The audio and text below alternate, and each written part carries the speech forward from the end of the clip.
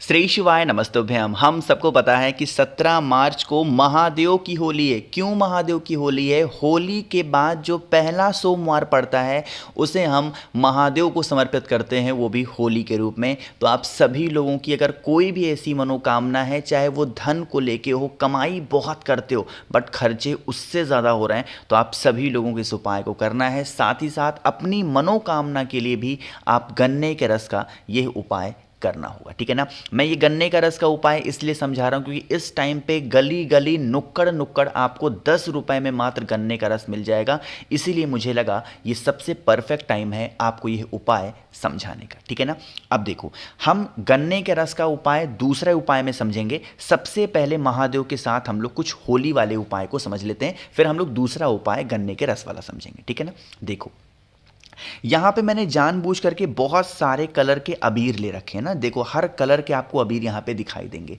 दिखाने का मेरा पर्पस, मेरा मकसद ये है कि आपको किसी भी रंग की अबीर ले लेनी है। लाल लेना हो लाल ले लो, पीला लेना हो पीला ले लो, गुलाबी, नारंगी, जो अबीर आपको प्रिय हो वो अबीर आप ले सकते हो, ठीक है ना। ले लिया।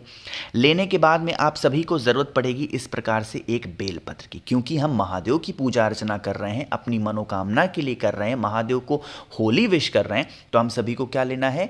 एक बेलपत्र। अब इस एक बेलपत्र के साथ में तांबे का लोटा लेना अनिवार्य है। इस उपाय में हमें कोई और जल, कोई और कलश नहीं लेना है। तांबे का लोटा लीजिएगा और जल के अंदर गंगा जल डालना अनिवार्य है। मुझे उम्मीद है कि आप सभी के घरों में गंगा जल होंगे। 2-4 बूंद गंगा जल डाल देना। अब जो मैंने आप लोग को बेलपत्र दिखाई ना, उस एक बेलपत्र को कलश के अंदर ही डिप करना है, ठीक है ना। मतलब कि जो जल आपने लिया है उस जल के अंदर बेलपत्र को डाल देना। अबीर का इस्तेमाल जल के अंदर नहीं करना है इस उपाय में। हो गया। अब आप क्या करेंगे? इस कलश को लेकर के आपके घर में जितने भी कमरे होंगे उन सभी कमरों में घूम लेना। जितने भी रूम्स होंगे उन सभी कमरों में घूमना। साथ ही साथ आपके घर में वर्तमान समय में जितने भी सदस्य होंगे उनके हाथों से इस कलश को टच करा देना। सिर्फ एक बार स्पर्श करा दो, बस। ठीक, करा दिया। कराने के बाद में अबीर को लेकर के पहुंच जाएंगे महादेव की शिवलिंग के पास में। फेस रखिएगा उत्तर दिशा, नॉर्थ डायरेक्शन। सबसे पहला एक नाम आपको ध्यान रखना है, जो कि मैं आपको हर एक उपाय में याद दिलाता हूं, और वो नाम है महादेव का कुंदकेश्वर महादेव। क्या नाम है भाई? कुंदकेश्वर महादेव। तो आप सभी को जो जल समर्पित करना है महादेव की शिवलिंग के ऊपर, वो किसके नाम से? कुंदकेश्वर महादेव के नाम से आप सभी को बेलपत्र के साथ में ही जल समर्पित कर देना है महादेव की शिवलिंग के ऊपर। ठीक, अब देखो, मैंने आप लोग को बताया है अबीर गुलाल, अरे बताया है ना। तो जो भी अबीर, जिस भी कलर का आपने लिया है, जब जल समर्पित कर चुके उसके बाद में महादेव की शिवलिंग के ऊपर, पूरे शिवलिंग के ऊपर जिस भी रंग की अबीर गुलाल लेकर गए हो, अपनी मनोकामना, अपने विशेष कहते हुए महादेव की शिवलिंग के ऊपर क्या करना है? आपको वही अबीर को अच्छे से उनको श्रृंगार कर देना है। श्रृंगार हमेशा जल चढ़ाने के बाद किया जाता है। तो इस उपाय में अगर हम महादेव का श्रृंगार कर रहे हैं तो सारा उपाय करने के बाद में फिर लास्ट में आप सभी को उसी अबीर से महादेव का श्रृंगार कर देना है। करके देख लीजिए इस उपाय को। आपकी जो मनोकामना होगी महादेव आपकी वो हर एक इच्छा बहुत जल्दी पूरी कर देंगे, ठीक है ना। चलो, अब हम लोग बात करने वाले हैं गन्ने के रस का, जिसका इंतजार आप लोग को इस वीडियो में था। देखो, इस उपाय के मैं आप लोग को 2 से 3 फायदे पहले गिना दूं। सबसे पहला फायदा यह है कि आप अगर कभी अपने घर से बाहर जाते हो और आपका कोई ऐसा काम होता ही नहीं है तो आप इस उपाय को करेंगे। दूसरा, आप बहुत पैसा कमाने के लिए हाथ पैर मार रहे हो बट वो पैसा जितना चाहते हो उतना कमा नहीं पा रहे हो, तो आप इस उपाय को करेंगे, ठीक है ना। तरीका समझो। हमें इस उपाय के लिए 2 गिलास चाहिए गन्ने के रस का। कितना चाहिए? 2 गिलास। गली गली नुक्कड़ नुक्कड़ इस टाइम पे आपको गन्ने का रस मिल जाएगा। लेकिन जानबूझ करके मैंने ऐसी फोटो आपके सामने लगा रखी है ताकि मैं चीज़ों चीज़ों को आपको समझा पाऊँ। जैसे यहाँ पे नींबू दिखाई दे रहा है, यहाँ पे अदरक दिखाई दे रहा है, बहुत सारे गन्ने के रस जो लोग बनाते हैं उसमें पुदीना डालते हैं, पालक डालते हैं। आपको नमक वगैरह ये सब कुछ नहीं, बर्फ़ वगैरह कुछ नहीं, नींबू कुछ नहीं, अदरक नहीं, पालक नहीं, पुदीना नहीं, बिल्कुल सादा गन्ने का रस। आप किसी गन्ने वाले भैया के पास जाना, कहना भैया हमें पूजा करनी है तो हमें सादा गन्ने का रस दे दो, वो समझ जाएंगे और आपको गन्ने का रस दे देंगे, बिल्कुल प्योर सादा सादा। ठीक है ना, बात समझ में आई।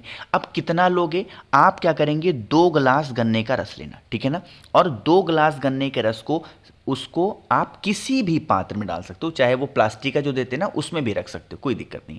अब इन 2 गन्ने के रस के साथ में आप सभी को ज़रूरत पड़ने वाली है बेलपत्र की। किसकी ज़रूरत पड़ेगी, बेलपत्र की, वो भी एक नहीं 5 बेलपत्र। अब ये जो मौसम चल रहा है ना, ये कौन सा है, पतझड़ का टाइम है, तो इसमें आपको पत्ते अच्छे नहीं मिलेंगे। इस टाइम पे जो पत्ते निकलने का समय है, बिल्कुल नए नए छोटे छोटे पत्ते निकल रहे हैं, तो उनको मत तोड़िएगा, अभी उनको निकलने देंगे। महादेव के शिवलिंग के पास जाएंगे, वहाँ पे बेलपत्र आपको अच्छे अच्छे मिल जाएंगे, ठीक है ना। वहाँ से उठा लो, धुल लो और फिर पहुँच जाओ महादेव की शिवलिंग के पास में। इस उपाय को सुबह से लेकर के शाम तक के टाइम पे कभी भी कर सकते हैं, कोई इशू नहीं है, कोई दिक्कत नहीं है। अब आपके पास में जो बेलपत्र है उसे एक एक करके अपनी मनोकामना कहते हुए महादेव की शिवलिंग के ऊपर समर्पित करेंगे। कितनी बेलपत्र है, 5 बेलपत्र है।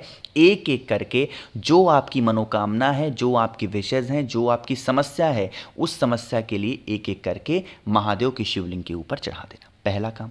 दूसरा काम, अब जो आपके पास में 2 गिलास गन्ने का रस है, एक गिलास को सीधे हाथ में पकड़ेंगे, दूसरे गिलास को उल्टे हाथ में पकड़ेंगे और जल की धार, सॉरी गन्ने के रस की धार एक साथ महादेव की शिवलिंग के ऊपर गिराएंगे। ऐसा नहीं हो कि एक पहले खत्म हो जाए दूसरा बाद में खत्म हो, नहीं, एक साथ महादेव की शिवलिंग के ऊपर उसी गन्ने का रस का जो धार होगा वो आपको गिराना है। और जब गिराओगे आपको किसका स्मरण करना है, बताओ भाई, त्रिपुरा सुंदरी का ध्यान करना है। फिर से बोल रहा हूं, किसका स्मरण करोगे, त्रिपुरा सुंदरी का स्मरण करते हुए दोनों हाथों से गन्ने का रस महादेव के शिवलिंग के ऊपर बेलपत्र के ऊपर आपको समर्पित कर देना है।